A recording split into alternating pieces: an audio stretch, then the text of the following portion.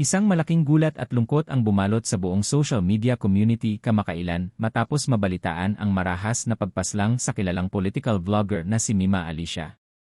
Si Mima Alicia, na kilala sa kanyang matatapang at direktang opinyon ukol sa politika, ay binaril at napatay sa loob mismo ng kanyang inuupahang bahay sa Tierra Nova Subdivision sa Caloocan. Ayon sa mga unang ulat ng pulisya, puwersahang pinasok ng mga hindi pa nakikilalang salarin ang kanilang tahanan. Unang pinaputukan ang kanyang partner na si Tapong, na kasalukuyang nasa ospital at lumalaban para sa kanyang buhay. Sunod namang binaril si Mima Alicia na naging sanhi ng kanyang agarang pagkasawi. Dahil sa kanyang pagiging bokal sa mga isyong panlipunan, marami ang naghihinala na may kinalaman sa kanyang trabaho bilang vlogger ang motibo sa krimen. Personal na ba ito, o may mas malalim na dahilan sa likod ng pag-atake? Sa ngayon, patuloy ang backtracking ng mga CCTV footage sa paligid ng subdivision para matukoy ang mga suspect.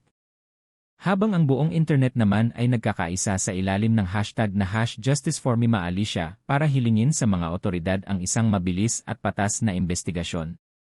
Sana ay mabigyan agad ng linaw ang kasong ito at makamit ang katarungan para kay Mima Alicia at sa kanyang pamilya. Ano ang reaksyon ninyo sa balitang ito? Ibahagi ang inyong opinyon sa comment section sa ibaba. Huwag kalimutang i-like ang video na ito at mag-subscribe para sa susunod na mga updates.